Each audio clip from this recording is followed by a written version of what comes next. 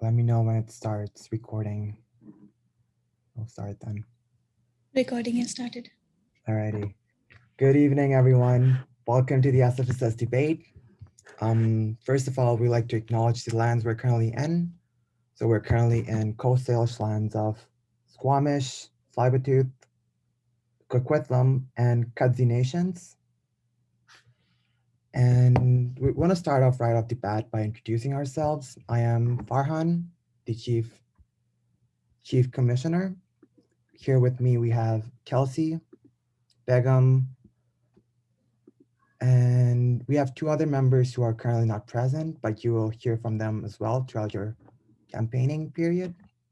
And yeah, we just want to say we're so impressed by all the work that you have done through your campaigning period for the last couple of weeks. We're very grateful to have passionate candidates such as yourself wanting to make change, not just for the current student society, but for the future student society and the future students that will be coming in. With that being said, we'll get right into the debate logistics again. So for the logistics, we have seven, for the positions, we have 7 executive positions: President, Vice President of Internal Organizational Development, VP of Finance and Services, VP of University and Academic Affairs, VP of Community and External Affairs, VP of Equity and Sustainability, and lastly, VP of Events and Student Affairs. We also have referendum questions that are being proposed that will be done after the break, right after the break. So each candidate will have 1 minute for the opening statement, followed by a question where each candidate will have 3 minutes to answer them, then a minute for rebuttal, and lastly, a minute for closing statement. If opposing candidates are not present, the rebuttal will not take place. Instead, there will just be question and answer period. For the attendees and the participants that are watching, we encourage you to ask questions through the question and answer period. We have not enabled the chat feature, so please ask your questions throughout the Q&A period. Member of the IEC team will read them out. So please try to be respectful with your questions. Same goes to the candidates that are running. Please don't talk over each other. Try to be respectful. There's a time limit. Begum will be in charge of the time. She'll give you guys a 15-second head stop, like before your ending minute. And yeah, just try to be respectful. And lastly, we have one more thing for the participants and the viewers that will be staying throughout the whole debate. We'll be giving away 4 gift cards, bookstore gift cards. So please stick around, support our candidates, and yeah, ask insightful questions. So we'll jump right into the positions now. So first position is the VP of Internal and Organizational Development. Oops. And the positions that are running is Corbett Gildersleeve and Ronet Chawla. I'll give the floor to Corbett first, and then I'll move on to Ronet. Corbett, are you ready to take the stage? I am, thanks. The slide looks as VP Finance and Services. Just wanted to double check. Anyways, okay. Hello, everyone. I'm going to be your first VP Internal and Organizational Development candidate with the SFE Progressives. This role focuses a lot on policy development, working with council, and improving the SFS's internal processes, all things that I've been doing this year as VP Finance. This year, I reduced the administration budget by $400,000 and shifted it towards advocacy and student support. I worked with the board and council to reform the SFS so that student groups have a voice and a vote in decisions going forward. I'm also currently working to distribute $400,000 of excess funds back to students in an emergency COVID-19 funding initiative. As VP Internal, I plan to continue to modernize the SFS, develop workshops to train core student union executive positions, and continue to make the SFS more open and accessible. Thank you.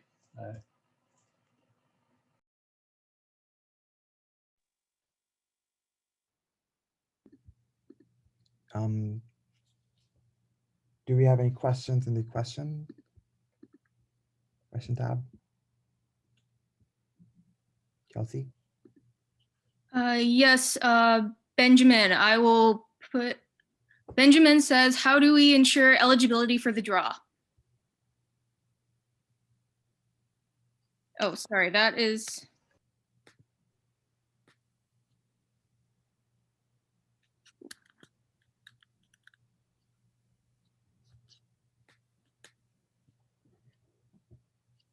Sorry, I'm having some technical difficulties at the moment. Farhan, did you maybe just want to go to one of the IEC questions for the moment? Mhm.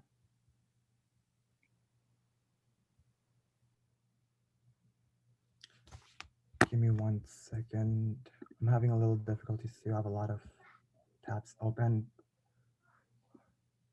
Kelsey, let us know when you could open the questions, because I'm sharing the screen, right? So I'll be able to read the question.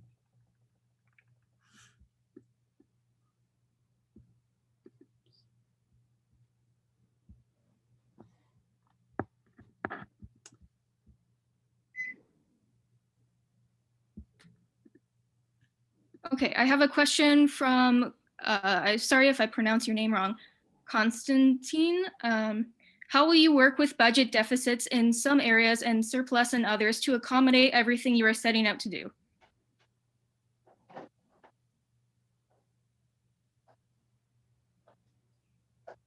Thank you for the question. As a current VP Finance, it's my responsibility currently to develop the budget for next year's board. And so I'm starting with consultations now to do my best to make sure that we get as much funding as needed for each group. Going forward, if there's any deficits for specific funds, well, my best bet is I can go to the VP Finance and Services and work with them to see if there's areas throughout the year that ends up having underspending that occurred during the year, and see if we can shift and reallocate funds to support other areas that might have operational deficits at the start of the year, but maybe not throughout the rest of the year. Thank you.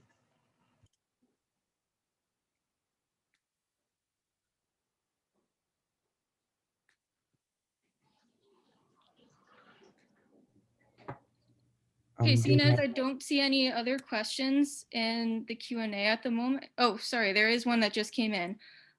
From Taranjot, can you please elaborate on how will you be pursuing reducing the admin budget by 400,000? Saw it from your portfolio. Hi, thank you. I'll look careful. I've already done that this year as the VP Finance. As go next year, what I've also done is shifting that funding that would have gone to administrators. It will be now going towards expanding our advocacy and student services support, especially on the equity side of things. So basically, for next year as VP Internal and Residential Development, I will just be working with the budget to make sure that these groups that would be receiving these funds are properly trained and not only knowing how to use the funds, but also how to run their groups so that they can utilize their support well to support their members and their students. Okay, Constantine asks again, asks another question. What is your commencement to training and intersectionality as development of the SFSS? Thank you. Currently, I am the chair of the working group for a transition committee around training and support. So I have members on there that are strongly focused on developing anti-oppression, equity-focused training support for the board, as well as committee members. And I am in full support. Thank you. I'm in full support of their actions. I'm making sure that it's integrated within the SFS as part of the full training, year-long training schedule.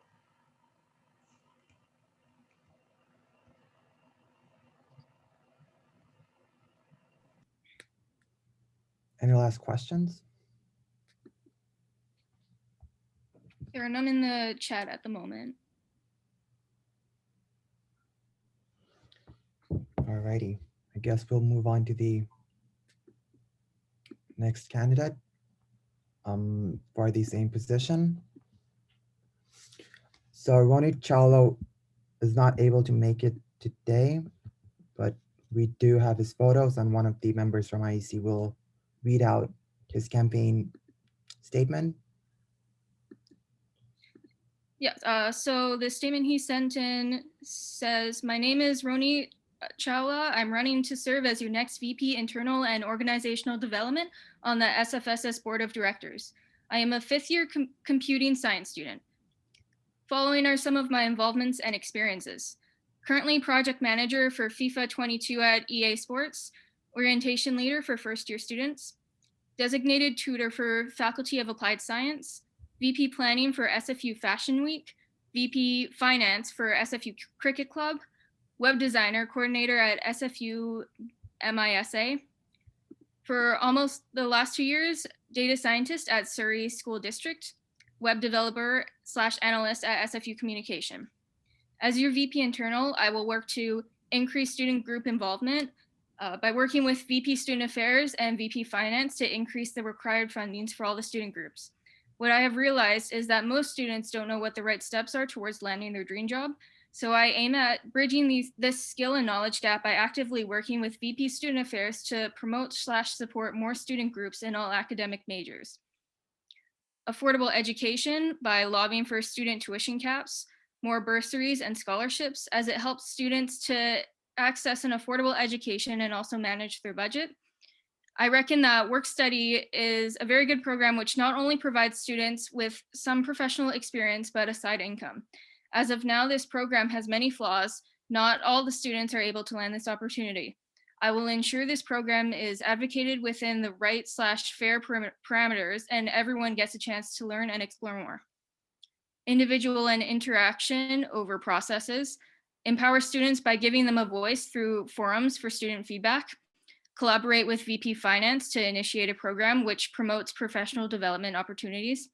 The idea is to provide students with the services, activities, mentors, etc., which they think will help them successfully transition their ideas and skills into actual possibilities. And the last point is board accountability. Provide full visibility and transparency to the students by giving the students a platform where they can question the board members and get their answers. Provide access to cloud recordings of all the board meetings, and encourage reports on their progress towards their goals and agenda. Following my work ethics and values of courage, focus, commitment, respect, openness, I pledge to lift every voice and empower students to achieve more. And that's it for his statement.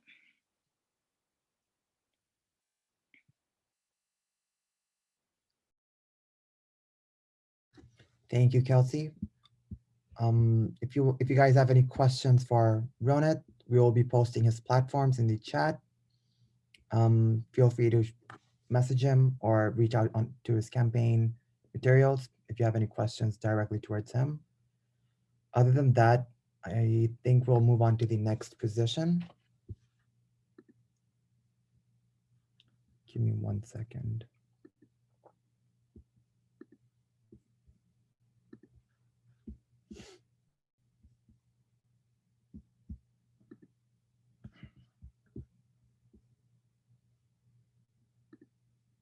So the next position is the Vice President of Finance and Services. So the two candidates that are running,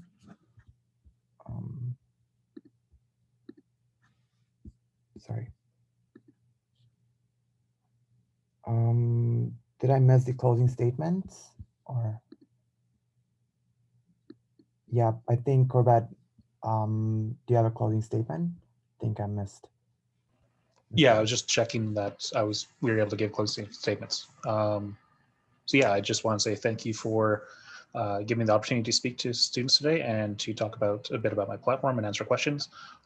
Again, I am very proud of the work I and others have done this year on the board together with the And I look forward to working with a number of my team, the SFU Progressives, to continue working hard to keep building student power so that we collectively can push for more, get more done, and make life better for students on campus. Thank you. I apologize for that mistake, Colbert, but yeah, thank you for the closing statement. The second position that we'll be looking into is the Vice President of Finance and Services. The two students that are running are Almas Kaur Pingura and Cole Gross. Almas, are you ready to take the stage? Is Almas here? Almost sent into her platform.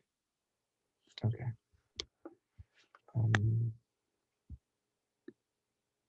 Give me 1 second.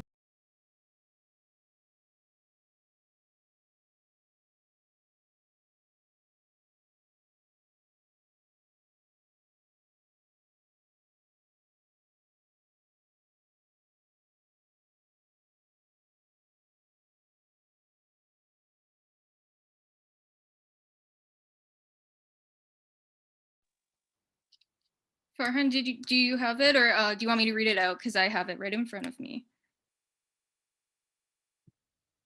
Could you read it out, Kelsey, by any chance? Yeah, of course. So she says, "Good evening, everyone. My name is Almas, and I'm running for the SFSS VP Finance and Services position. During the course of my degree, I have been very involved within the SFU community as a volunteer. I am passionate about equitable services, especially pertaining to increasing access and opportunity for marginalized groups at SFU. Over the past 4 years, I have worked in various positions to equip myself for the VP Finance and Services role, ranging from administration, HR, and bookkeeping in the healthcare and mortgage sector. My background in science has provided me with a more rigorous analytical perspective, which is reflected in my understanding of complex systems and detail-driven analysis. I intend to integrate my background in these fields with my passion for empowering student groups, amplifying the voices of marginalized communities at SFU, and continue to foster the progressive movement across the campus. In order to push SFU towards adopting more radical change, we need to facilitate a stronger sense of collective action among undergraduates to empower the student voice. As VP Finance, there are many tools at our disposal to encourage this, such as increasing core club and student union funding by $300 per term to allow for more and larger events. One of the reasons that I am running is because I believe that tuition hikes not only need to be frozen during the pandemic, but that post-secondary education should be a right for everyone. Tuition has gone up by approximately 200% in the last 2 decades. These trends upward in tuition costs are deeply concerning. Because of this, it is critical that we continue to mobilize undergraduates to the point where we can pull off large-scale strikes and rallies to get the attention of the government, because high tuition costs are impacting everybody, especially more marginalized communities. For example, international students need our advocacy as they are hit the hardest. We must fight for an international tuition fee cap to ensure they are not being exploited any longer. My goal is to bring back a sense of student unionism amongst students. Tuition strikes have happened before, and we need to bring this sense of collective action among our undergraduates. But these aren't the only areas of student affordability that we must focus on. In the past, I have seen my peers struggle to get counseling when they are in need of mental health support. One way I plan to provide better resources is by increasing the coverage of our health and dental plan and working to include psychoeducational assessment in the coverage. All in all, I'm running because I want undergraduate students as a whole, not just the board, to increase its activism capacity so that we can actually start addressing student problems. And the only way we're going to get there is by electing students who want to fight to make it happen and by giving them the resources they need to fight it. Thank you so much, everyone.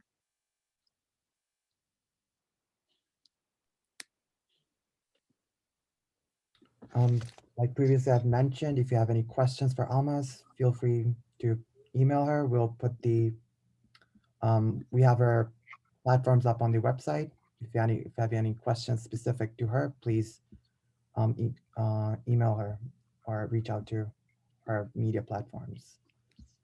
So the second candidate we have for the same position is Cole Gross. Cole, are you ready to take the stage? Yes, thank you. And also, just so y'all know, my name is Cole Gorst, not Grost. They spelt it wrong many times. But other than that, my name is Cole Gorst. I'm a BD student running for the position of VP Finance and Services. Currently, I work with a nonprofit organization, the Newton Canadian Baseball Association, and I do their accounting and finance related things. I do invoices, I do the budget. So I think with that and my BD coursework, I think that makes me well qualified for this position. As VP Finance and Services, I want to try and reduce the fees that students are paying to the SFSS during COVID. I think that they deserve to have some of that financial burden released off them. And I also want to try and increase communication and engagement with the student body. That's all. Thank you, Cole. Do we have any questions for Cole in the chat? Yes, so an anonymous attendee asks, what are the key clubs that you mentioned in your platform and who decides what clubs are key? Well, to me, the key clubs are some of the, well, I guess to be fair, key clubs can be kind of subjective, but in my experience at BD, some of the key clubs include the Esports Club, SFU Surge, and to be honest, there are hundreds of clubs at SFU. And I know that some of them probably struggle with funding during COVID and struggle with getting students engaged and keeping them happy. And the second part of the question, how it will be used to save costs. So yeah, I know that the SFSS has sort of a surplus in their budget. So I want to try and use that to help the clubs that are struggling with engagement to keep their members happy. And hopefully with that, we can relieve some of the burden for students who are paying the SFSS fees. Okay, I think you already answered this other anonymous person's question, which is what is the surplus of the club funding and how will it be used to save costs? Yeah, so I just want to use that to help out the clubs that need it, and therefore it will help students who are paying the SFFCs. They won't have to pay as much because we're using the surplus. Spend it. Okay, and another anonymous question. So you failed to mention any clubs that represent marginalized BIPOC students as a whole. Is there a reason for this? No, those clubs are just as relevant as any other club. It's just that I personally haven't been engaged with them as much, but this rolls back to communication. I want to increase communication with them, see what their needs are, and make sure that they have everything they need. Okay, and another anonymous question. How will you work with funding SFSS out on campus and Women's Center? 15 seconds. Could you repeat that question? How will you work with funding SFSS out on campus and Women's Center? Increase communication with the Women's Center. You know, this is all about communication. Find out what they need, what their problems are, and hopefully we can work together as a team to help them out. Okay, and So many questions. From Osop, says that your quote in your platform that your dad is a VP for CUPE, which fully isn't relevant to the SFSS or at all indicative of your work, and your platform was written on the basis that you want to run in response to SFSS members. Okay, yeah, I'll maybe finish her comment. In response to SFS's board members calling out racial profiling and police brutality in defense of Black community members. Additionally, your platform suggests lowering the student activity fee. However, you have not shown any demonstrable knowledge of SFS's finances and if this is even plausible. You haven't made any effort to connect with the current board either to gain any information on the current status of SFS's finances or services to develop a well-informed platform. Be honest, why are you really running? Ooh, so critical. But yeah, I just mentioned that my dad was VP QP because his involvement with unions is kind of what inspired me to run with this union. And in terms of the other part of the question, I have reached out to some of the past executives to see what the financial situation is like. So that's not entirely true.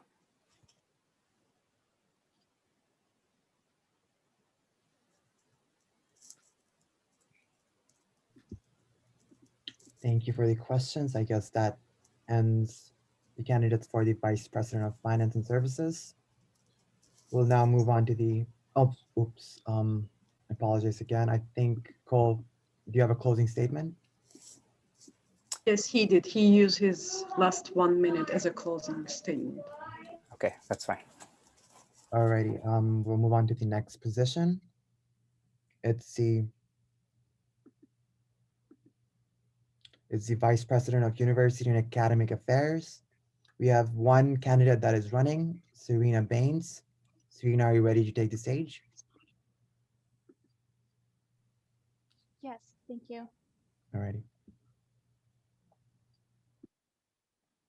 Hey everyone, my name is Serena and I'm running to be your next VP University and Academic Affairs. Over the last 2 years, I've worked as a council representative, as a member of the SFU Disability and Neurodiversity Alliance, and as an accessibility liaison for the SFU Sustainability Office for facilities and ancillary services to amplify the voices of marginalized students.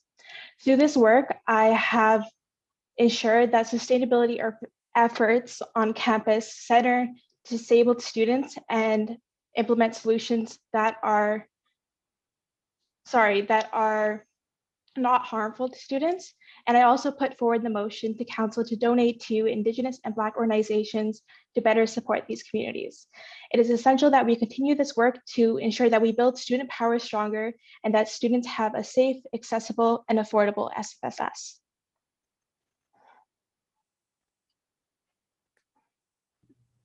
Thank you, Serena. Do we have any questions for Serena in the chat, Kelsey? Yes, anonymous attendee says, I have heard about some of the great things you have done while being on the SFSS Accessibility Committee. Do you plan on continuing this work while in this new position? Yeah, thank you for that question. I definitely do plan to continue the work that I've done on the Accessibility Committee. Some of the work that I've done includes starting the process of creating an accessibility bursary that would be without a GPA average or GPA requirement or students having to retell their trauma. So just making more accessible bursaries is a really important part of my platform. So I just want to keep doing the work on that, and also doing the accessibility audit in the sub. As a disabled student, this is like an area that's really important to me. So it's definitely a priority of mine to center disabled students at SFU and to try to ensure that academia is accessible to all. And in its current forms, it is ableist, especially to disabled students who try to advocate for themselves through places like Cal. So that's definitely another one of my priorities for my term if I am provided the opportunity to be by VP University and Academic Affairs.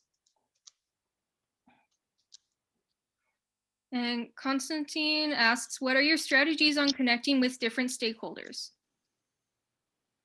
Yeah, so my strategies with trying to connect with different stakeholders is definitely just reaching out. I know that through my work at the SFU Disability and Neurodiversity Alliance, we've set up meetings with President Joy Johnson, with Ramana, the VP of Student Services, I believe. And I think it's all about just making those connections with different stakeholders and maintaining a respectful connection, but also really pushing for and not compromising on the values that are important to me. So like I said, accessibility, affordability, and ensuring that campus is safe for all students. especially like prioritizing marginalized students in that process 60 seconds. is really important. Sorry? I think that was just a time warning. Oh, okay, sorry. Yeah, but just amplifying the voices of marginalized students while we're creating those relationships with stakeholders is really important. Okay, and Anonymous asks, what is your plan in regards to achieving a tuition freeze? So in terms of tuition freeze, it is something that I support and that's part of my platform. My plan is, I think that the SFSS could do a better job of organizing students within their own DSUs and constituency groups so that we can mobilize as a collective behind an initiative like a tuition freeze, because we know that SFU Time is up. aren't really leaders in this area. They're more followers. So we have to build up Time is that up. pressure from students. Thank you. Thank you, Serena. Do you have a closing statement that you'd like to state?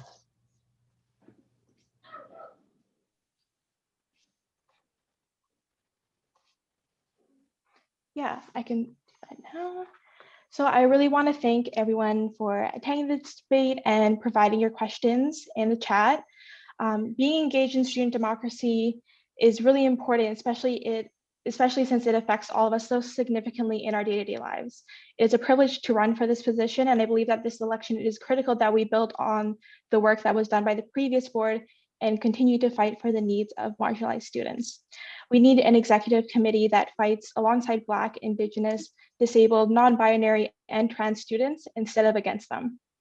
So be sure to vote from February 16th to 18th through your SFU mail for SFU progressives to build student power stronger.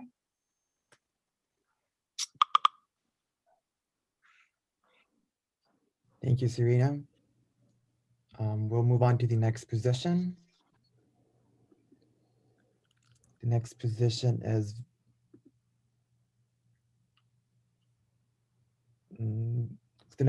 Vice President of External and Community Affairs.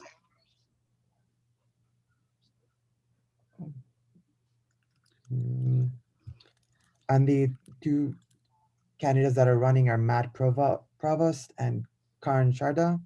Matt, are you there to take it away? Sure. Check, can you hear me quick? Make sure my mic Yeah. is there. All right, perfect. All right. Uki Nadanako, Matthew Provost, Nista Sixigat Sitabi. Hello, my name is Matthew. My pronouns are he, him. I'm running for VP External and Community Affairs. As an Indigenous student, I have witnessed the approach of one size fits all that has been utilized for student resources. And I understand the barriers students have faced throughout the pandemic. I want to continue working towards establishing and maintaining relationships with external organizations. As a current VP Student Services, I want to continue the work that's being done on the board, like creating equitable and accessible services and also successful campaign initiatives. I believe that students need accessible and affordable resources regardless of your situation, and I'll continue to do this work with an open mind and an open heart. I will build solid, long-lasting relationships.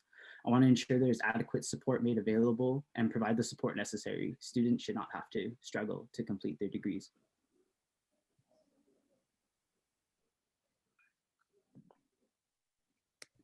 Thank you, Matthew. Do we have any questions for Matthew? Yeah, Constantine asks, what are the external communities and organizations you view as important to be connected to as SFSS and SFU, and why?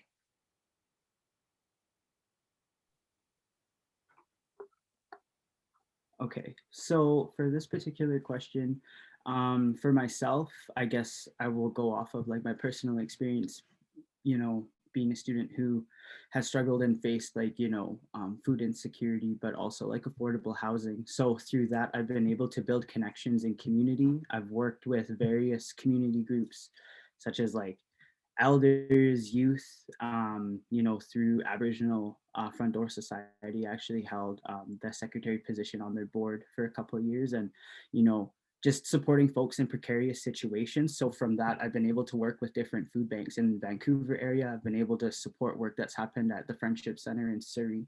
I've also, you know, just volunteered from time to time to build these community relationships with external groups, so that I feel like, that is the type of work that needs to be brought into this role to really cultivate the resources that students need, whether that's like affordable housing, whether you need to find resources for food bank, whether that's you live in Vancouver area, Burnaby, Surrey. I have a lot of community relationships with a lot of organizations such as like Quest Food Bank, which is in Vancouver, and giving you the proper resources that you need to find that additional support, because we know that SFSS currently has services, but that might not be accessible due to our situation in COVID right now. So I hope that answers your question.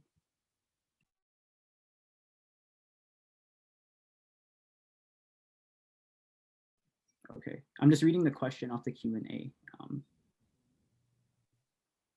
Yeah, Constantine asks, how will you represent SFU and SFSS in the larger community? Okay, so I feel like I've done a lot of work, prior to being on the board, even, at large, like I was part of the First Nation Student Association. A big part of that was building and establishing community relationships, with Indigenous community members, but also community at large, and providing, running events, running awareness campaigns. And so I feel like the representation that I'm able to bring comes obviously from an Indigenous perspective, but I also take into account the different needs and, I guess different intersectionalities that students face. So I want to make sure that I'm being open and available to seeing what students need, as well as making sure that I'm taking into account that, we all face different issues, and making sure that I can advocate and represent those in a good way.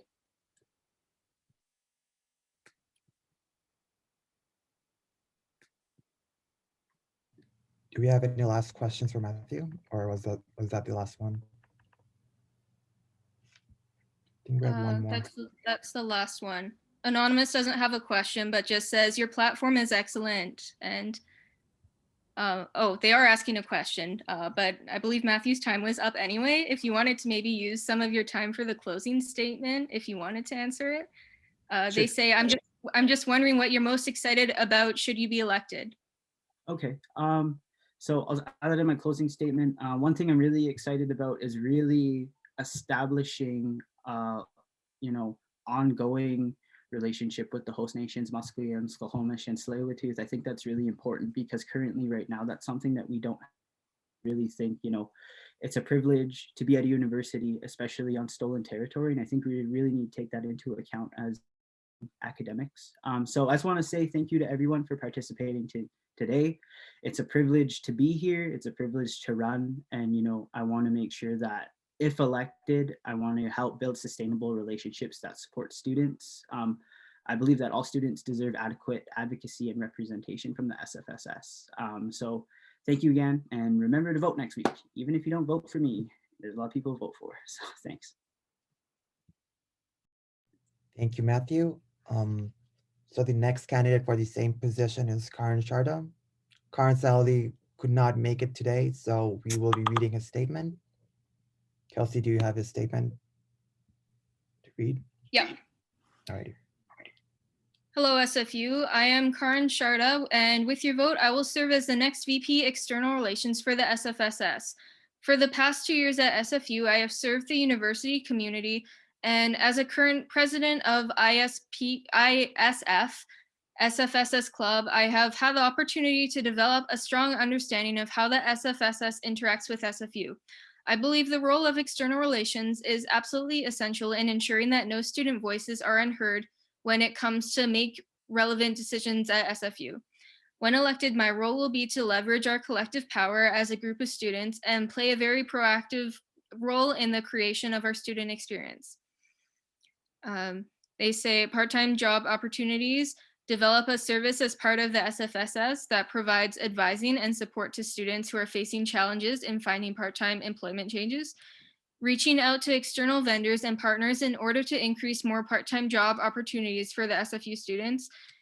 This service will also serve as a long-term support resource that will allow students to become financially stable while completing their undergraduate degrees at SFU. Their next point is affordable education. I would advocate for a 4-year tuition freeze, which would give students a chance to plan out the exact expenses of their degree before enrolling in a program. I will ensure that every student is on the same page by pushing the government mandates to cap the international student fee increase to 2%, which is the same as domestic students, and more scholarships and bursaries for students, which will reduce the financial load on students to some extent. And their last point is board accountability. I will encourage every elected member at SFSS to publish their progress reports on their goals so that every student gets to know how much we have delivered and how much more we need to deliver. I will make sure to establish a transparent platform for students where they can provide their opinions and their feedback.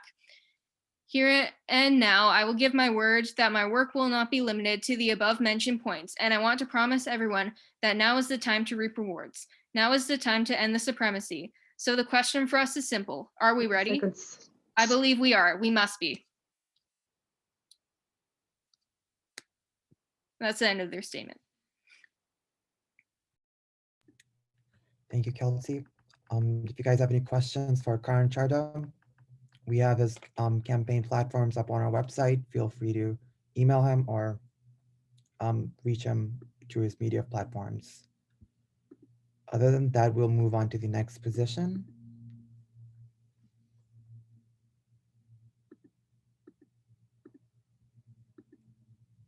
So the next position is Vice President of Equity and Sustainability. So the two candidates that are running is Mary Haddad and Avneet Kaur. Mary, if you're ready to take the stage. Yes. All right. Hi there, everyone. My name is Marie Haddad, and my pronouns are she, her, hers. I am running for your first ever VP Equity and Sustainability to amplify marginalized students' voices and build an anti-oppression framework for the SFSS. Within the last year, I've been advancing this work as a supporter and organizer of the athletic team name change campaign, and also a supporter of many other campaigns as a member of the SFSS BIPOC committee. Within this year, as previously noted, we've dropped the clan name with a lot of support from students, pushed for the Black Student Support Group at SFU, as well as other asks as part of our decision campaign, including redressing Black harm and trauma, and lastly, to bolster the voices of Indigenous students and groups such as FNSA through the Let Us Speak campaign. This is important to assert Indigenous student presence on campus. While there have been many wins and lots of good work, there is more work to be done for our SFSS community Time is to up. be intersectional, equitable, and justice-seeking student society. Yep. Oh, is that all? Yeah. Okay, thanks. Do we have any questions for Mary?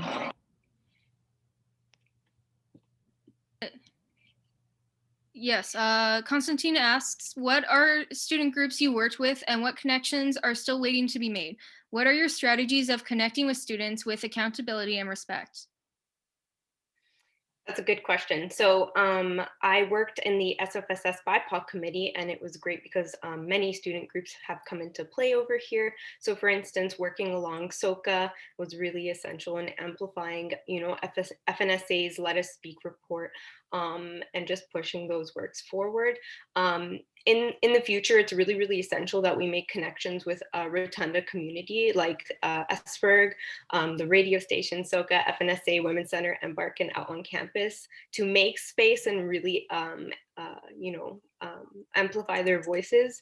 All these folks come from different intersectionalities, and, it's really important to allow them to also have a say on the table. So yeah, that's something I'm definitely looking into doing as well. Okay, Anonymous asks, can you please share more about how you have been so effective with enacting large-scale change? Super inspired by your work, and I trust you to do the best job. Thank you so much for your question and your compliment. So yes, this summer I was gladly a co-organizer of the SFU athletic team name change. So in this, of course, there's been many people who have come forward in this group, and I've helped, Black activists who really led the change. However, just like making a petition, making sure everyone's on board, campaigning, talking on front lines to even Joy Johnson and Ramana Khan Hamani, talking about like culturally sensitive and racially sensitive you know, support groups that we need, because even after the name was dropped, there wasn't necessarily any support. So that's kind of where my work came in when being on the BIPOC committee, in really saying, you know, we need these support groups and we need to push forward actual real change, systemic change, not just have statements of support that don't necessarily mean much. 50 seconds. Thank you. But yeah, just, you know, like pushing forward actual change, systemic change, and providing those long-term supports is really, really essential. And it's something that we need to continue, and it's something that I'm more than happy to be a part of, and listening to other folks' intersectionalities and amplifying those, and, you know, amplifying the work that's already been done. There's a lot of work at the helm of SFU, and it's important not to reinvent the wheel, but to make space, allow those voices to be speaking on the table, on, you know, the decision-making table, which is essential. Okay, and Anonymous asks, how do you hope to be consulting marginalized students for including them in your work? Right. So a really big thing about consulting marginalized students is also being part of the group, right? So attending their meetings is essential, making sure you're inviting them to the actual table, and consulting with them. It's something that I'm willing to work on and will be working on even before my position starts, and making sure that I'm at those meetings, I'm talking to those folks, I'm making sure I understand where they're coming from, and not just like asserting my own intersectionality. You know, like a lot of folks come from different spots and ways of life, and it's important to specifically listen and you know, take action afterwards, as you progressively listen.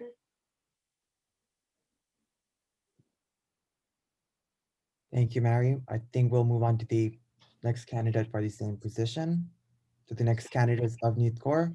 Avneet, are you ready to take the stage? Yep. All right. Am I audible? Yes. Okay, so I'm a fourth year MBB student, and if I'm elected to be the Vice President Equity and Sustainability, I would make sure that I make ways so that students can connect better with SFU board. And because one of the major, I feel, the skills that a Vice President Equity would have is to be very approachable and always available. And I would also work towards having SFU change their diversity policies during the recruitment processes of senior leaders. And also, I'm coming in this position with an open mind, and I'm here to make conversations with people. I'm not here to say that I know it all, because I don't know about every community. So yeah, I'm just here to have an open mind, make dialogues, have continuous dialogues around equity. Time's up.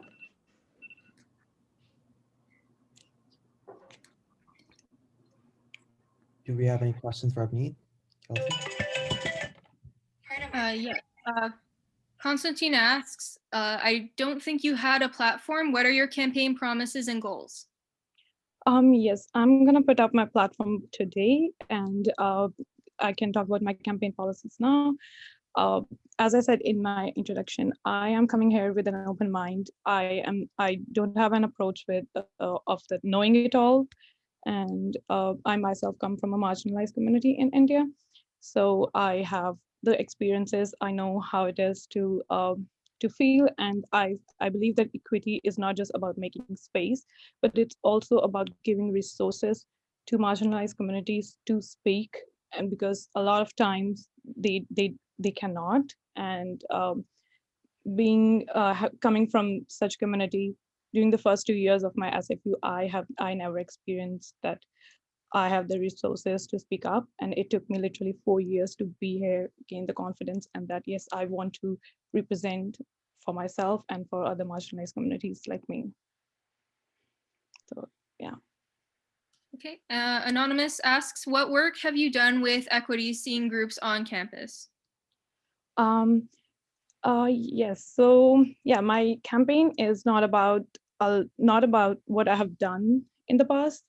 I am just a student who comes from a marginalized community in India, and being a woman in India has been difficult for me, and I came out of that, and I lived through a lot of patriarchal constructs there, and I'm just here to listen, learn from communities, and make plans with them together.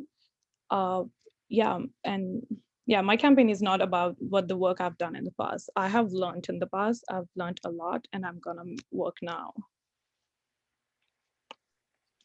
Okay, Anonymous asks, why do you think you are a right fit for the position?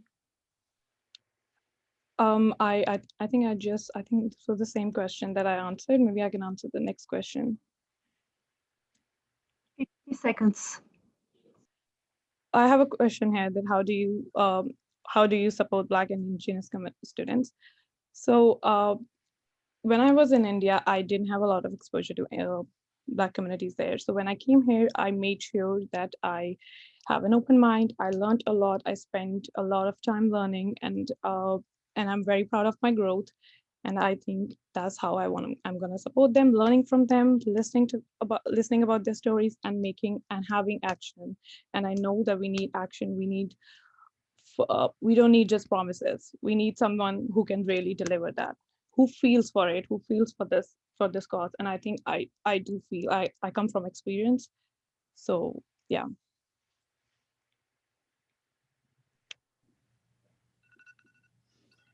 We have, all right, perfect. The candidates will have 1 minute for rebuttal. So Her closing statement, I guess. Yeah. after the rebuttal, so after you're done, you'll have all 1 minute for closing statement as well. Do I go now? Yep. Any? Sounds good. So, of course, this year we've had quite a tough conversation about the inclusion and, treatment about, Black and Indigenous folk alongside people of color. How have you personally reckoned with your own privilege and unconscious bias? And how will you apply your own knowledge into action? So yes, 2020 was very difficult especially with Black Lives Matter. I was very much involved throughout 2020. I do want to come out here and say, like, throughout my life I've been up for marginalized communities. No, I was part of a marginalized community in India. I came out of that, and I gained strength here. And for the past few years, I spent a lot of time educating myself, because this was not part of my culture. I didn't have a lot of exposure back in India with Black Time is up. Thank you for your answer, Avni. I know it's very important to be educating ourselves, and that's really essential. I think it's really important to understand that Black and Indigenous folk have very specific experiences contrary to ones of us as POC. And I think it's really important to allow them to have a say on the table and to even speak for themselves and amplify. So sometimes it's something I'm looking into is really, sometimes stepping back and just amplifying. It's something that I have done before as well, in amplifying Black athlete voices, and also encouraging the university to really consult properly with Indigenous students. So I hope that you also do this work in the application form and applying that educational knowledge, because that's really, really essential. And it's something that we need in order to push and advance work that's already been done on campus. And again, of course, not reinvent the wheel. Avni, do you have any rebuttal questions?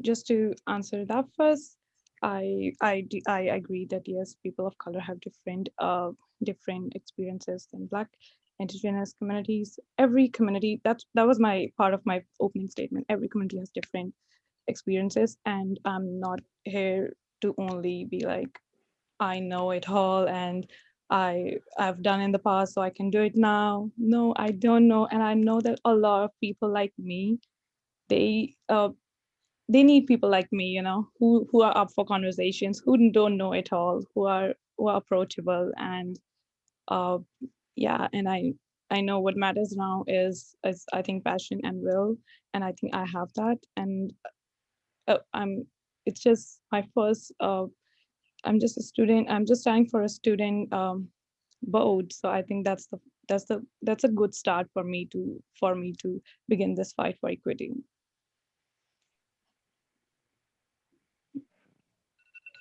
Time is up. Do you have any last rebuttal against Mary? Or Yeah, you talked a lot about your fight for Black communities, Indigenous communities. But I also want to ask you, what were your efforts towards people of color, LGBT communities, and maybe also supporting international students on campus? Because a lot of times we don't see that international students don't have the same resources as domestic students. So on a campus, they are still not on the same path. They don't start with the same resources. They don't start with the same skills.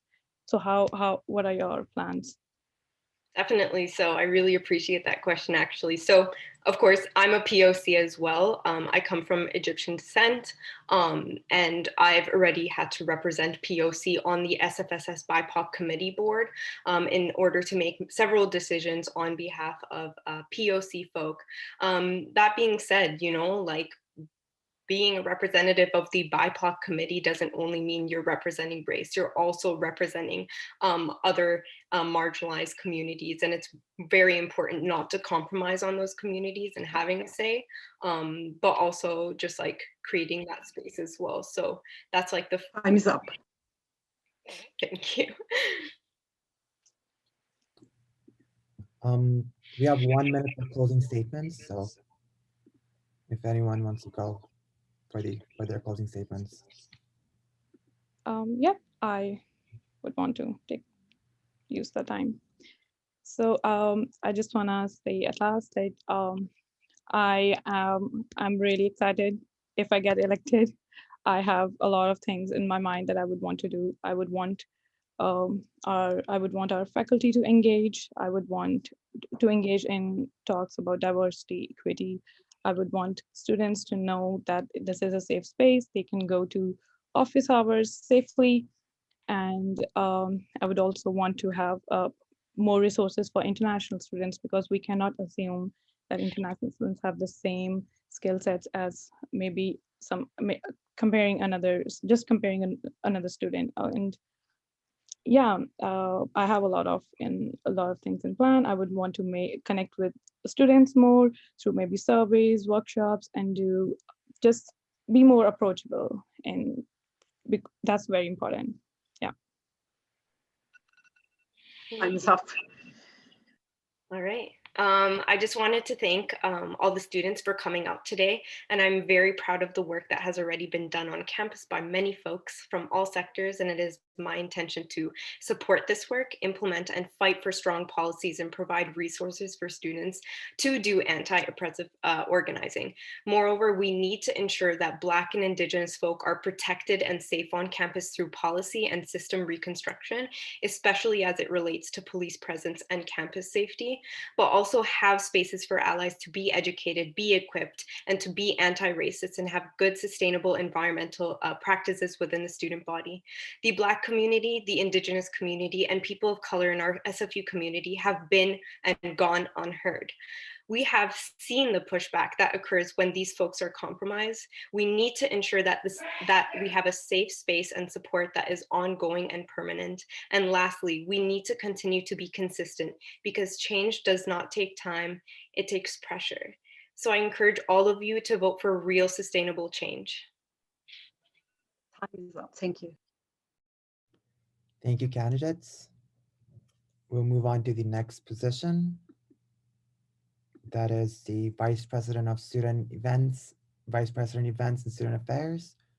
We have 4 candidates that are running: Gerard Kaur, Jess De La Cruz, Pouya Arab, and Jyotner Kanwar. I'll first start it off with Gerard Kaur, who is not able to make it. Kelsey, if you're ready with this statement. Yeah. Okay. So your statement says, "My name is Gerard Kaur, and I'm running to be your next VP Events and Student Affairs. I'm a student in the BD School of Business, and I'm super excited to get involved with the SFU community. I have a wide range of volunteer, club-based, and professional experience that I will draw from to perform the duties of this position. I was in cadets for 6 years. I have played the bagpipes for 8 years. I have played with the White Spot and, I might be pronouncing this wrong, Greglin Crossing pipe bands. I tutored inner city children on reading. I currently volunteer as a teaching assistant with Bakerview Music Academy. I was a first-year representative with MedSpecs at McGill University. I helped advise and get the word out about the events our club would host. I was a volunteer at a physiotherapy clinic in Montreal, helping a research team with data management. If elected, I'd hold office hours where anyone who wanted to communicate face-to-face with me could. I would make my contact info available, and I make sure to respond to questions over email. As someone who would be helping to foster student engagement, I make sure to get feedback from students, club leadership, and the members of the other student organizations. I value the diversity of the student body, and I would make myself accessible to you so that you could all have your voices heard. I would make sure to help student organizations optimize student engagement by improving communication between clubs so that student groups help each other publicize each other's events. I would learn what clubs are already doing to foster student engagement and what they could be doing better. I'd find out which clubs are getting the best responses from students and share their strategies with groups that could be doing better. Student well-being is first and foremost to me. I would advocate for events focused on mental health, meditation and breathing exercises, campus safety awareness, sexual health initiatives, time management and soft skills workshops, intersectionality education. And I would work on holding mental health first aid training so that students could be better equipped to help friends in crisis. If elected, I would hold a survey of the undergraduate SFU population to hear about the types of events, workshops, and activities you would want to see more of from the SFSS. I would present the results of the surveys to the SFSS Council. With this survey, we'd be able to help the SFSS hold events that are valuable to SFU students. You'd be able to let us know what opportunities you'd like to see continue, what activities you would like to see begin, and if there are any events that you aren't really interested in. I'm a people person and like working with others. I would love this opportunity with SFSS to work with the clubs and organizations at SFU. Please feel free to contact me if you have any questions. Alrighty. Like I mentioned before, if you have any specific questions for Gerard, we have his contact info and his platforms up on the website. Other than that, we'll move on to the next candidate for the same position. Jess De La Cruz, are you present? Yes. Hello, everyone. My name is Jess De La Cruz, and I'm running to be your VP Events and Student Affairs. I want to bring connectivity and engagement to the SFSS through an equitable framework. This prioritizes inclusivity and social justice through workshops and events with you in mind to strengthen and defend the power of students for progressive change. I have experience through a multitude of on-campus jobs, volunteer and event planning roles in making events accessible and engaging when we were on campus and in person and online for hundreds of students. I will focus on equitable event planning, creating a sub-grant opening plan, and make sure our student volunteers are supported and credited for their work through awards. I will encourage student groups to not be afraid to be progressive in the work they do by providing the resources and toolkits so that they can foster a safe environment that is inclusive, representative, and amplifies their voices. Most importantly, I want to lead these initiatives with my experience, my passion, and my love for this community. I know that as your VP Events and Student Affairs, I will do just that.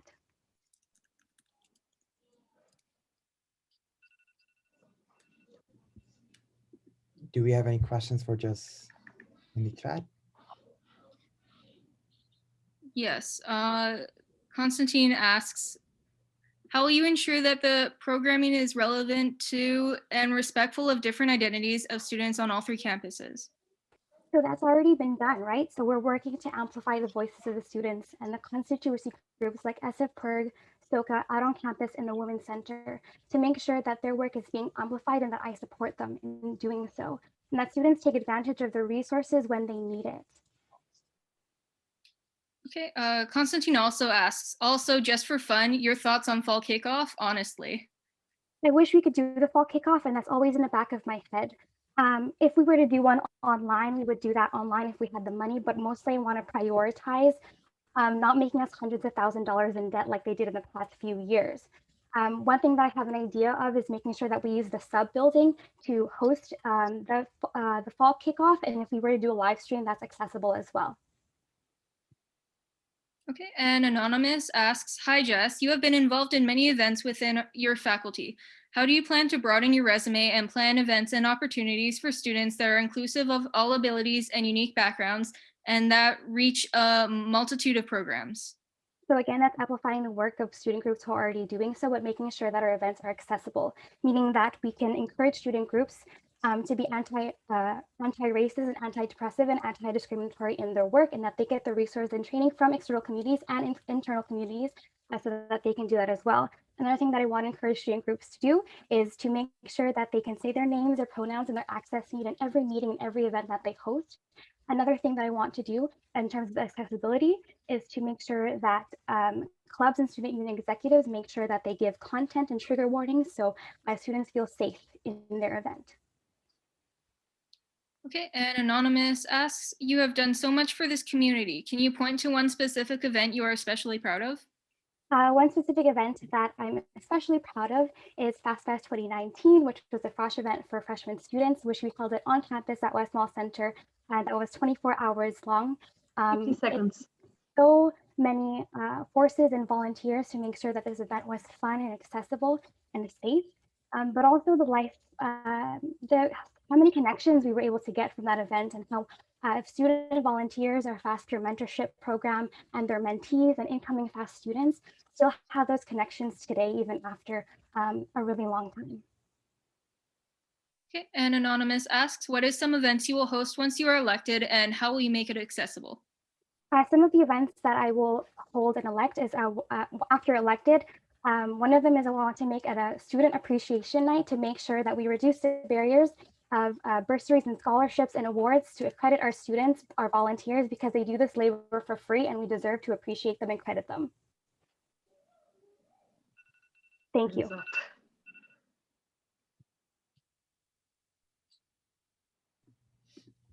Alrighty, we'll move on to the next candidate for the same position. Puria Arab. Puria, are you here on the panel? Puria, are you here?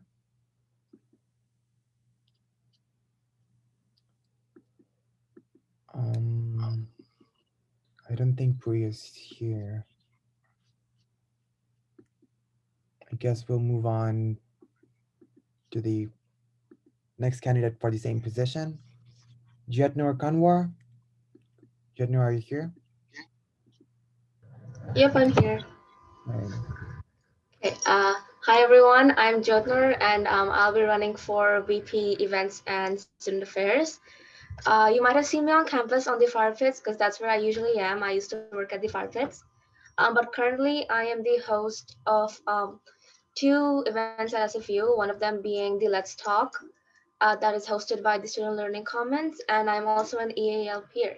So basically, in my daily life, I work with students of all backgrounds just to ensure that they have a smooth transition from wherever internationally they're from to SFU.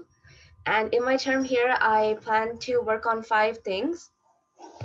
The first one being that consistent and more accessible support is given to both pre-existing and newly made clubs and DSUs to have more accessible and engaging events so that people can get over the student empathy. Having more events that focus on mental and sexual health, have better bursaries and food programs, and also to represent marginalized groups so that they don't feel like time is up. Thank you. On in politics.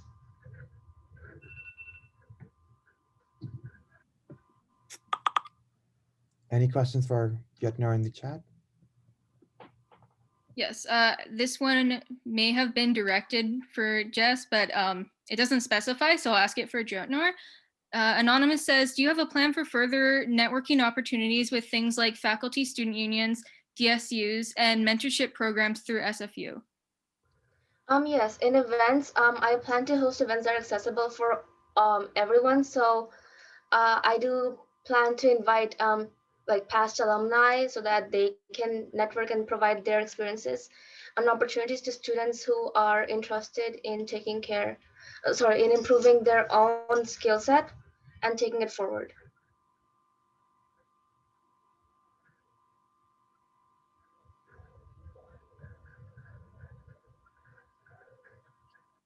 Okay. I have a question from Constantine. I think this may have been directed at one of Gerard's platforms. I don't know if Constantine wanted to ask the question verbally and specify who it was for.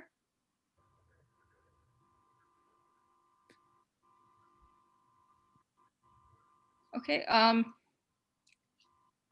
Seeing as there's no other questions, I'll move on to there is one now. Anonymous asks, what experience do you have hosting and planning events? On my platform, it mentions that I was an event planner for the Heights. And those are things that I've done in BC in my past 2 years here. But other than that, I have been an event planner for various different groups that I've worked in Saskatchewan. I worked with various churches and my high school. And even at SFU, I host events that deal with the SLC, such as even like basic events. For example, Let's Talk is in some ways considered an event, and I have to plan the workings to make it more accessible for all students with all forms of disabilities so that they feel more confident with themselves.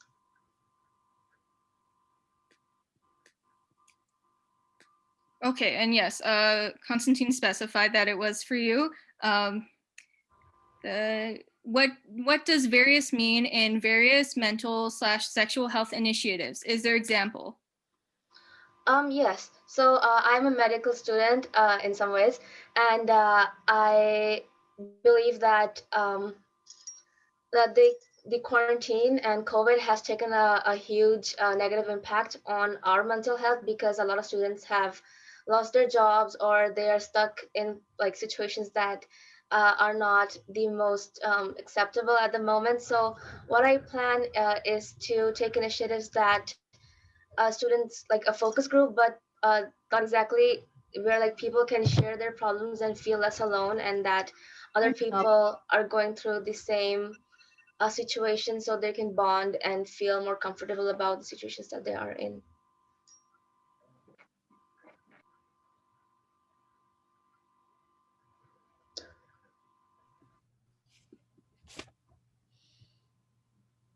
The candidate, is Puya present now or is he not here? Okay, I guess we'll move on then. The candidates will have 1 minute for rebuttal. So if any candidate wants to take that opportunity. Yes, I have a question. So I've worked with various levels of involvement with the SFU student body, staff, and various faculties and departments. It seems as if you haven't reached out to the groups and student unions or worked with any before within SFU and lack familiarization with SFSS events, clubs, and club policies, or have experiences with large events in SFU and SFSS history that has been crucial to our community for the past many years. What have you done so far to reach out to and work with various counselors and departmental and faculty student unions, specifically to amplify them prior to this election in any in-person or remote capacities? So I used to work with student engagement and at the Fire Pits, which is basically the home to any event that SFU hosts. So I have indirectly worked with hosting these events and making sure that everything goes out without a hitch. SFU and student engagement, even though they don't work like together collaboratively, they do work indirectly in making sure that SFU is a more inclusive and diverse community, and that these values are presented to their work. So in ways that, yes, you can say that no, I did not directly reach out to like executive members currently, but I have talked to various ex-executive members, and I am involved in other events as a volunteer or as just a partaker of the event. So I'm involved in different ways, and they might not just, like my portfolio might not completely envelope all the things that I've taken part in.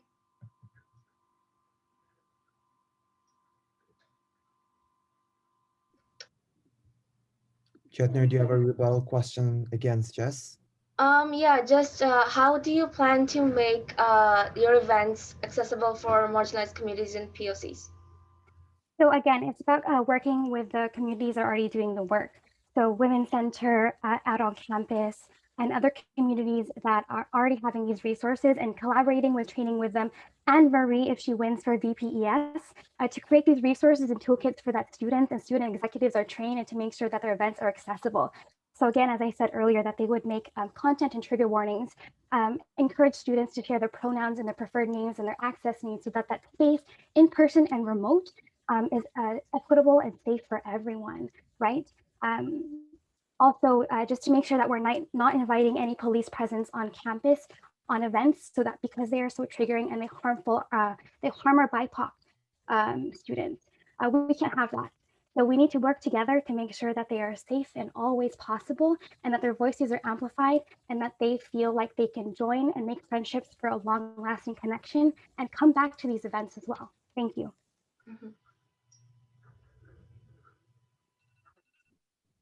Thank you, candidates. We'll have 1 minute for closing statement.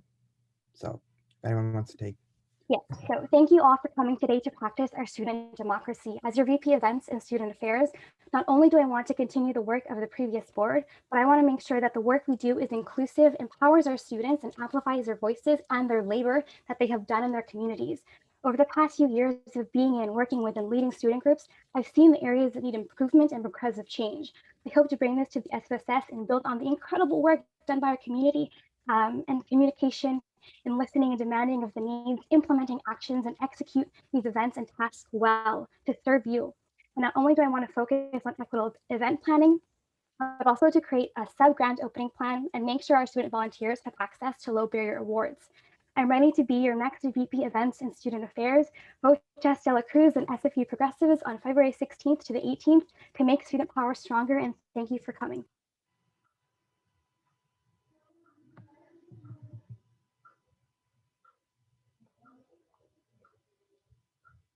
Jyotnor, do you have a closing statement? Yeah, so again, thank you everyone for coming and taking time out of your afternoon to watch the debate. I'm Jyotner and I'll be running for VP Events and Student Affairs. I believe that I have the necessary skills and qualifications to be the best possible VP events that I can. And I will work on reconstructing and modifying the current events committee to make sure that all our events are accessible and fair while being equitable for all students, and also keeping in mind the current situations that COVID is providing. Um, Also, I would like to advertise any of the steps being taken towards mental health and sexual health. And I know that in some ways it is the job of the student affairs and external affairs, but I believe that as a part of the SFSS, it is important for me to share the notion that SFSS stands for student support through their initiatives. And I hope you use your voice wisely. Thank you, candidates. Again, if you have any questions for the candidates and the candidate that was absent, Gerard, please message them or reach out to them through their platforms that is up on our website. Other than that, we'll take a quick 10-minute break and we'll be back with the referendum questions and the president debate. And lastly, we also have the gift cards at the end, so please stick around.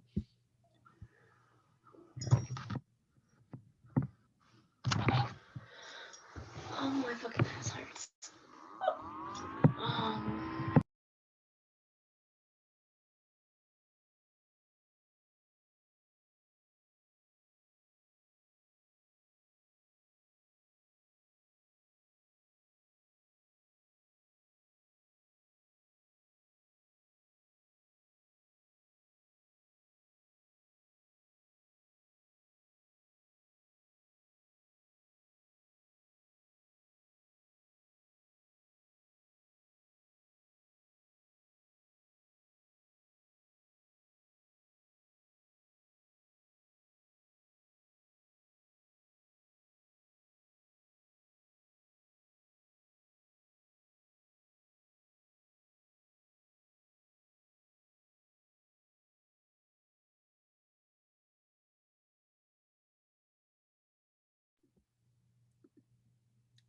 So everyone's back.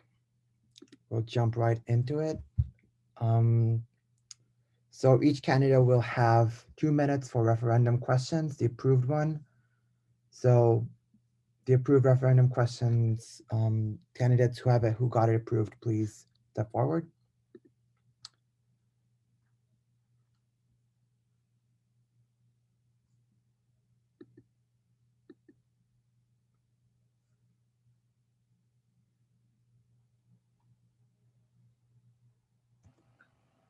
I was approved for 2 of them, and I think Gabe was approved for the other 2.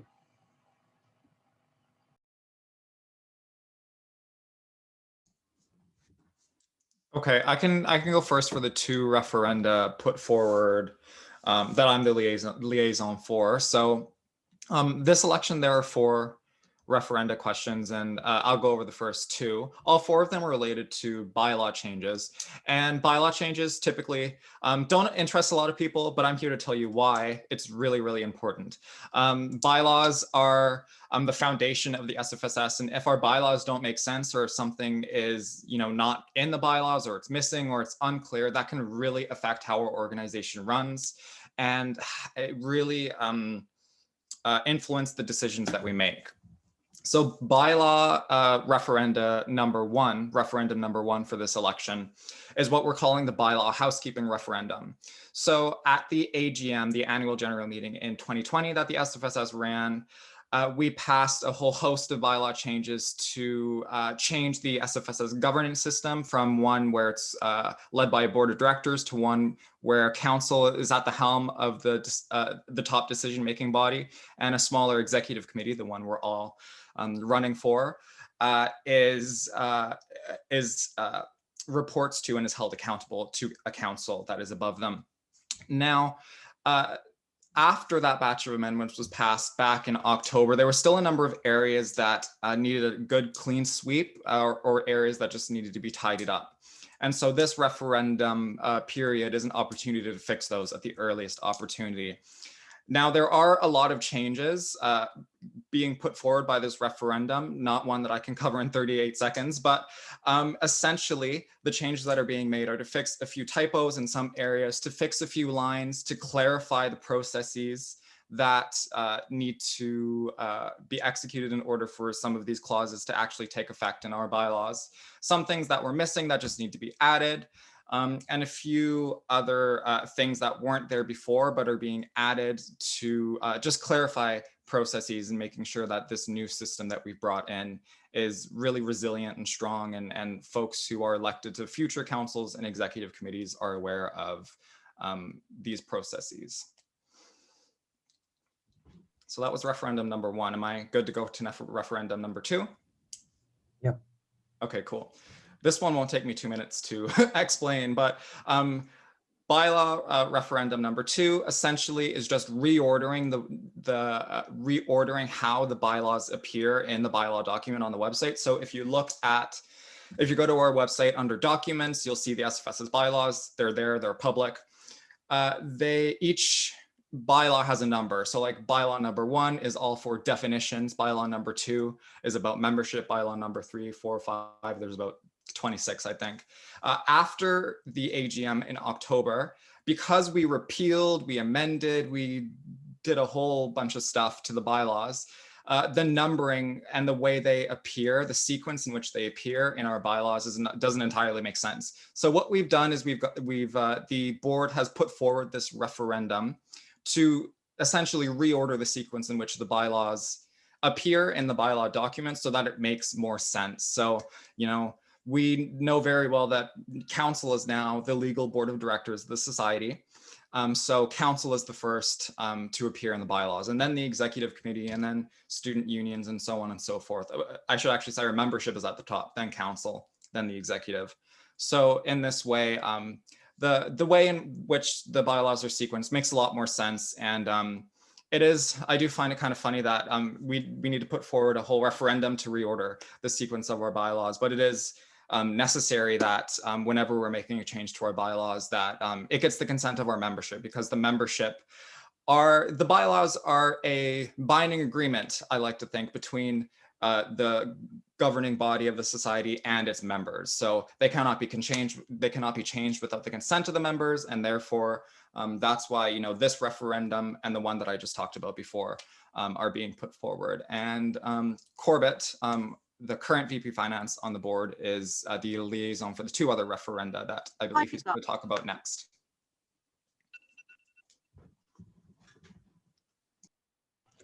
Okay, ready for me to, I can go? Yep. Okay, Right. thank you. Okay, hi. So referendum number 3 is a financial restriction referendum. So what it is it restricts how much the society, the SOS, can spend on administrative wages, both in total and individually. So it's got 3 sections to it. First one is talks about that the administration, the administrator's hourly wage equivalent, which has been defined as part of this bylaw, can't be more than 2.5 times the hourly wage of a student staff, as defined and established in the most recent collective agreement. What this basically means is that if the highest paid person in an organization has to be tied in some way to the lowest paid person in an organization, which is often a student. And so if a future board wishes to hire somebody with a much higher pay than normal, then they would have to find a way to pay students more. And which is, I think, is the purpose of the society, is to benefit student members primarily first. The second part is puts a total soft cap on the total amount of the SOS can spend on hiring administrators in general, and that is tied to 10% of the general operating revenue. And so it can grow as our revenue grows, which I think is important, because when I took over as VP Finance this year, I shrunk down the administration budget because it had ballooned from 300,000 to almost over 800,000 within 3 years. And there was no real significant change in operating revenue to account for this sudden growth. And so this is just a more smarter, more responsible way to structure our money and our budget. And I hope students vote in favor of this. Thank you. Okay.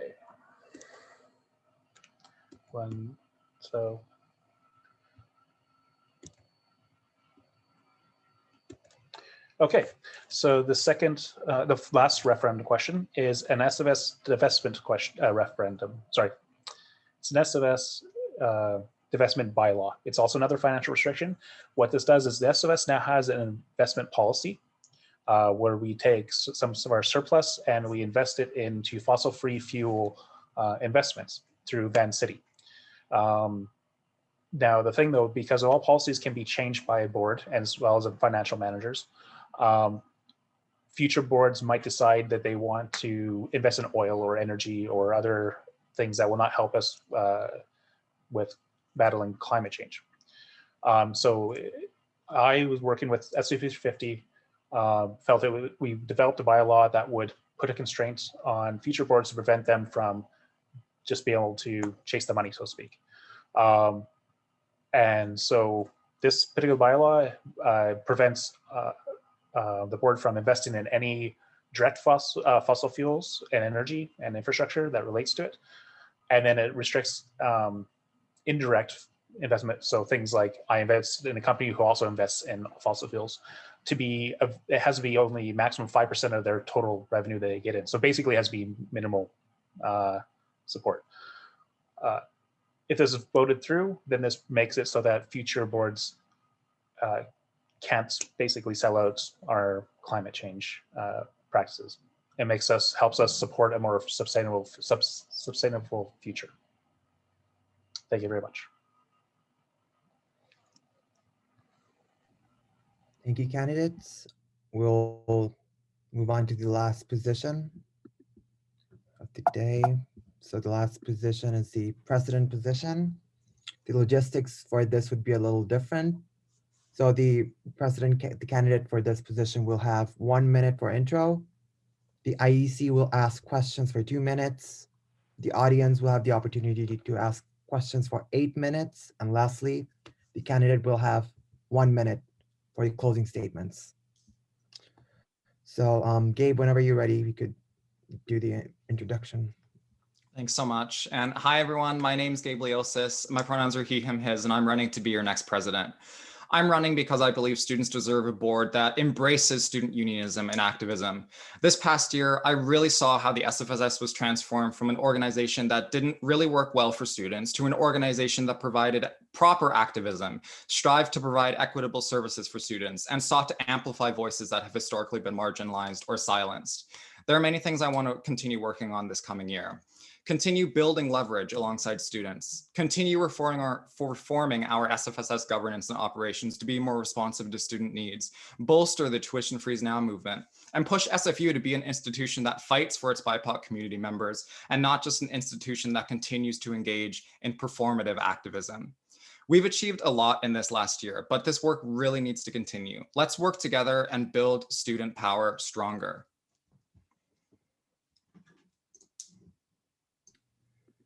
Thank you, Gabe. We'll have 2 minutes from questions from the IEC. So I will do the first question. So your platform has stated that you will increase safety initiatives on campus. How will you achieve that? And what is the long-term and short-term policies that you'll gather to implement it? I think one of the biggest safety issues that students are facing right now on campus is the university's relationship with RCMP. And we've seen that this relationship has been quite harmful. And in some cases, it's just really harmful to marginalized students. And when it comes to situations that happened back in December when a Black alumnus was arrested on campus, these weren't unprecedented situations, and incidents like these have happened before. And so what's happening is that we have an institution that they're proud about all their EDI initiatives, but what's not happening is that they're not involving the voices that are being harmed the most. And the voices that are being harmed the most are trying to tell the university that their police practices aren't working for them. So what I would like to do is work with these groups to pressure the university to look at alternatives to policing on campus. I think that the relationship with the RCMP really needs to be reconsidered, and that we need to strike some kind of working group or task force or whatever. The university needs to make an effort to be researching different forms of community policing that aren't harmful to BIPOC communities, and so that marginalized students and community members won't continue to be disproportionately impacted by really vague policies, such as those that are being enforced right now for COVID-19 and who gets to and who doesn't get to enter our campuses. Okay, the next question is, what changes would you make from the current administration and why? By current administration, are you talking about like our current board or the university administration, whoever asked that question? Or is that coming from you, the IEC? This is another IEC question. Okay. I actually don't know if we ran out of time for it. Okay, yeah, I'll ask it anyway. What changes would you make from the current SFSS board and why? Sure.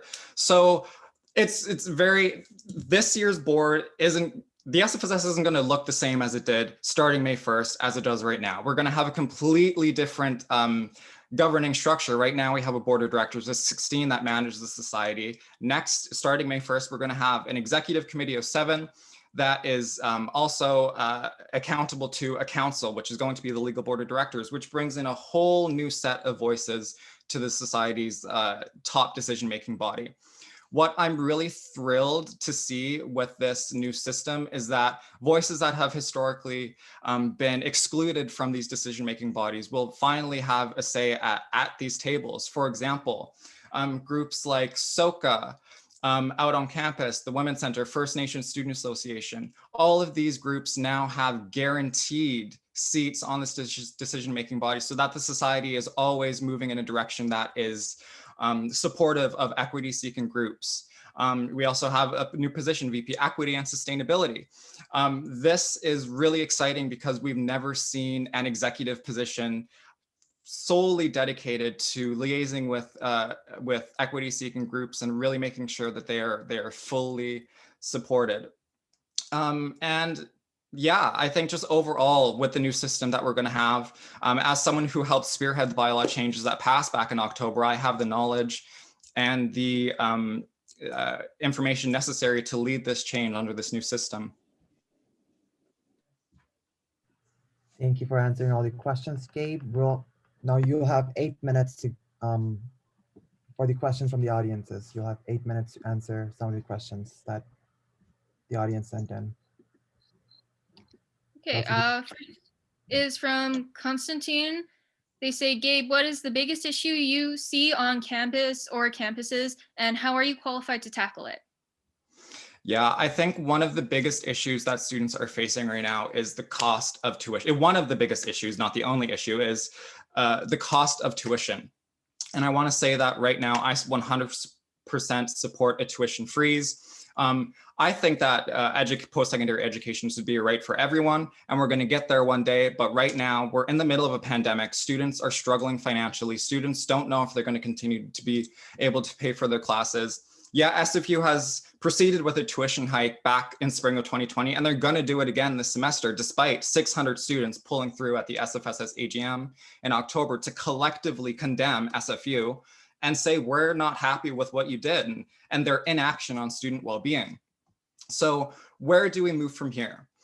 We need to remember what student unionism means in the first place and how we need to work to mobilize students and facilitate collective action to the point where we can pull off large tuition strikes and rallies to not only get SFU's attention, but to get the attention of the provincial and federal government so that we're getting more operating funding so that, you know, they won't have to keep hiking our tuition.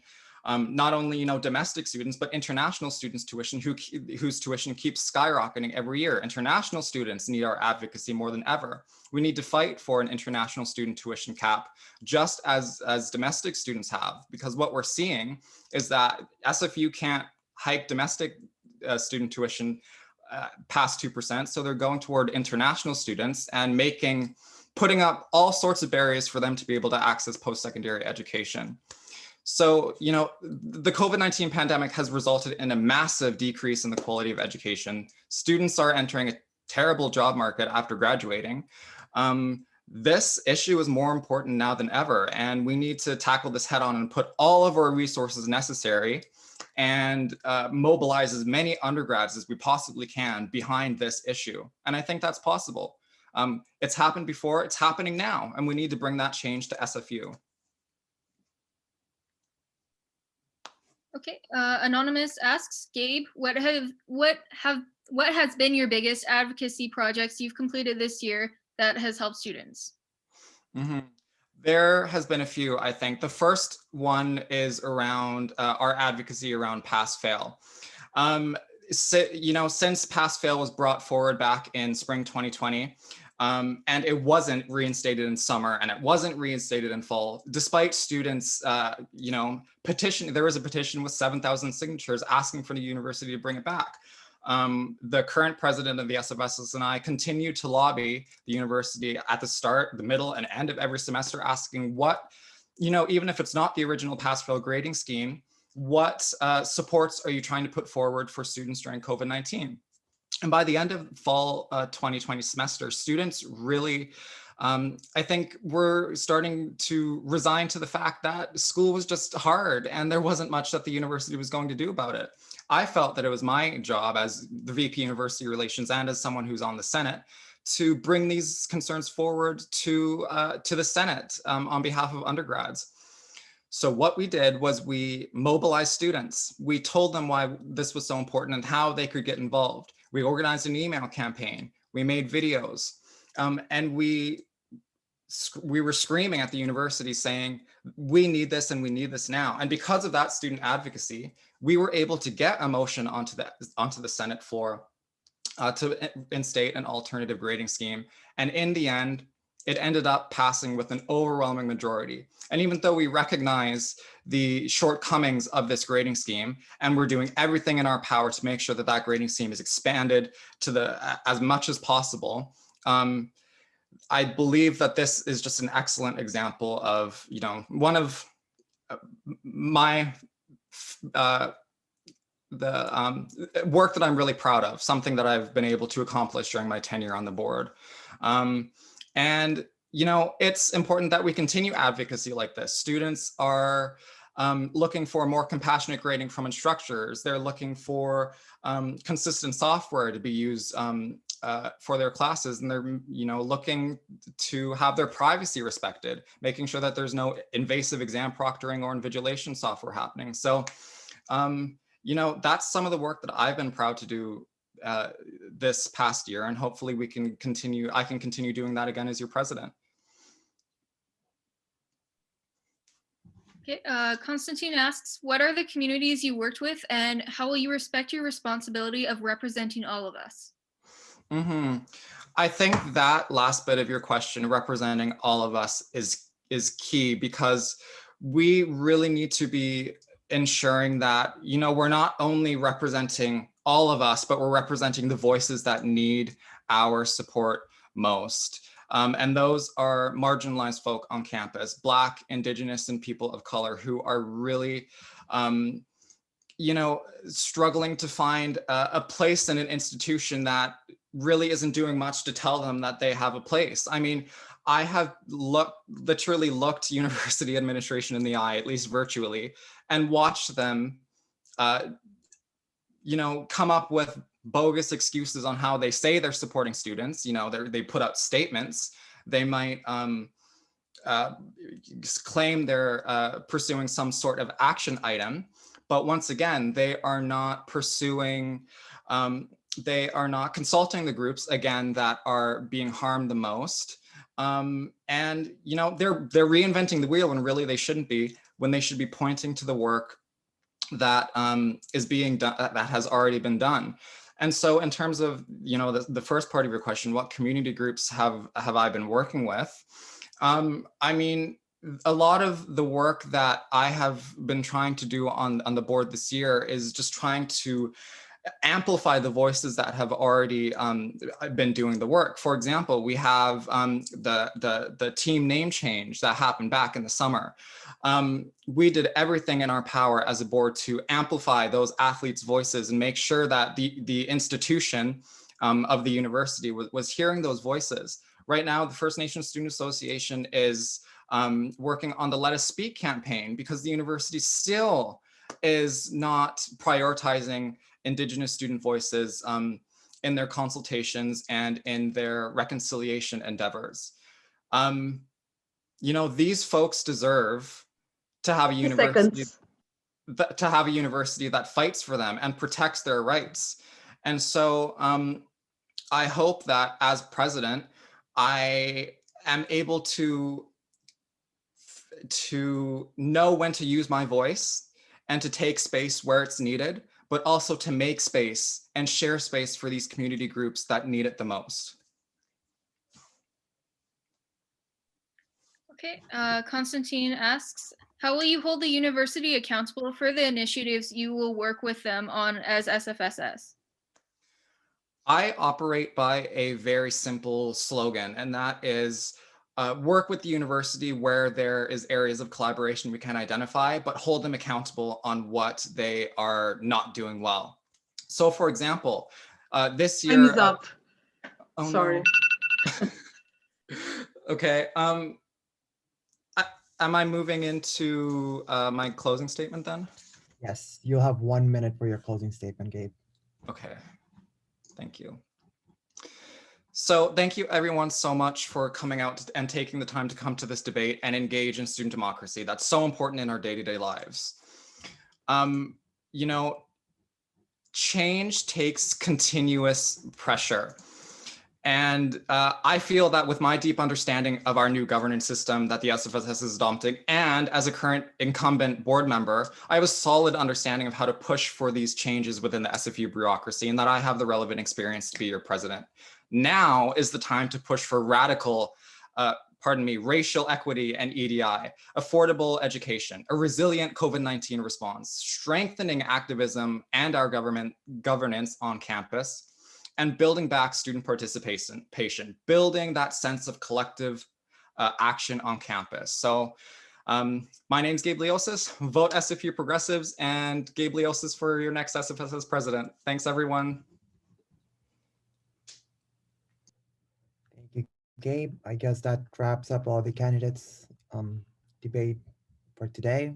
Thank you all the candidates for coming in and participating in this debate. And I'll move on to the exciting bit for today is the gift card giveaway. We have selected 4 members that was present throughout the whole debate. So Konstantin Lozitsky, you're one of the winners. Carla Salazar, Nimrod Basra, and Hannah Kazemi. We will contact you very soon, so please check your emails.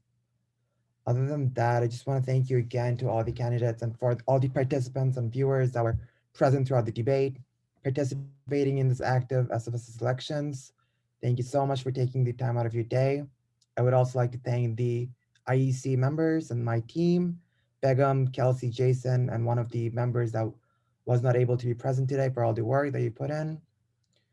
I think, and that concludes our debate today. Thank you so much for coming again, and go out to vote on the 16th. Thank you so much.